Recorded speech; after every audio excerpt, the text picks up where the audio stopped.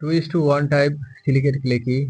2:1 type silicate ক্লেতে একটি octahedral sheet দুইটি tetrahedral শীটের মাঝে থাকে। 2:1 type silicate clay has an octahedral sheet sandwiched between two tetrahedral sheets.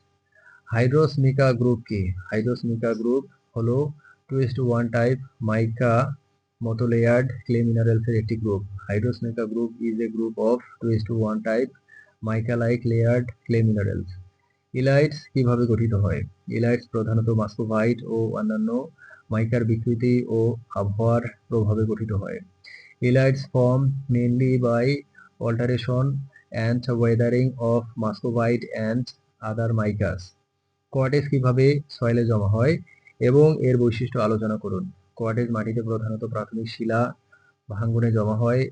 এটি কঠিন, রাসায়নিকভাবে স্থিতিশীল ও অপ্রতিক্রিয়াশীল। Quartz accumulates in soil mainly from the weathering of primary rocks. It is hard, chemically stable and non-reactive. সয়েলের texture কি এবং এটি কিভাবে মাটির পানি ধারণ ক্ষমতাকে প্রভাবিত করে? মাটির টেক্সচার হলো তার কণার আকার ও অনুপাতে নির্ধারিত বৈশিষ্ট্য যা মাটির জল ধারণ ক্ষমতা এবং প্রবাহনশীলতাকে প্রভাবিত করে।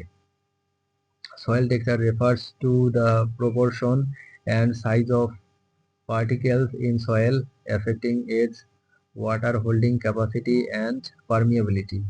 সয়েলের টেক্সচার কি এবং এটি কিভাবে মাটির বায়ু চলাচলকে প্রভাবিত করে?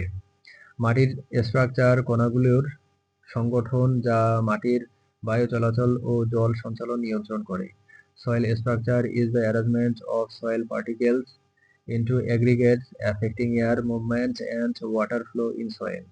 সয়েলের পানি ধারণ ক্ষমতা কিভাবে বৃদ্ধি করা যায় এবং এর উপায়গুলো কি কি?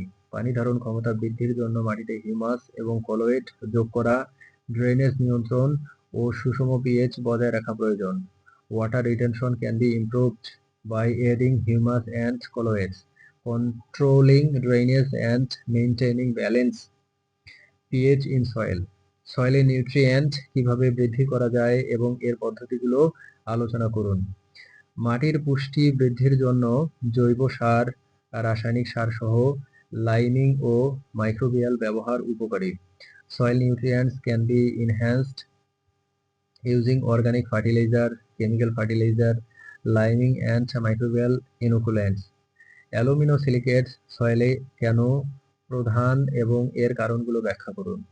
অ্যালুমিনোসিলিকেটস খনিজ সয়েলে প্রধান কারণ এদের প্রচুর পরিমাণে প্রাকৃতিক শিলায় পাওয়া যায় এবং তারা মাটির গঠন ও আয়ন বিনিময়ে গুরুত্বপূর্ণ ভূমিকা পালন করে।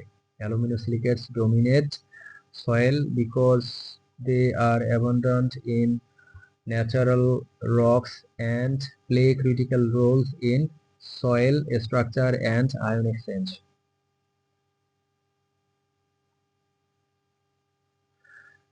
কোয়ার্টেজ রাসায়নিকভাবে নিষ্ক্রিয় কেন এবং এর প্রভাব আলোচনা করুন।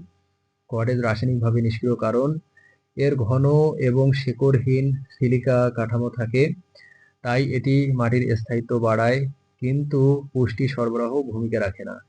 Quartz is chemically inert due to its dense and stable silica structure. It enhances soil stability but contributes little to nutrient supply. ফেলসফেয়ারের গঠনে কোন আয়নগুলো পাওয়া যায় এবং এদের ভূমিকা কি?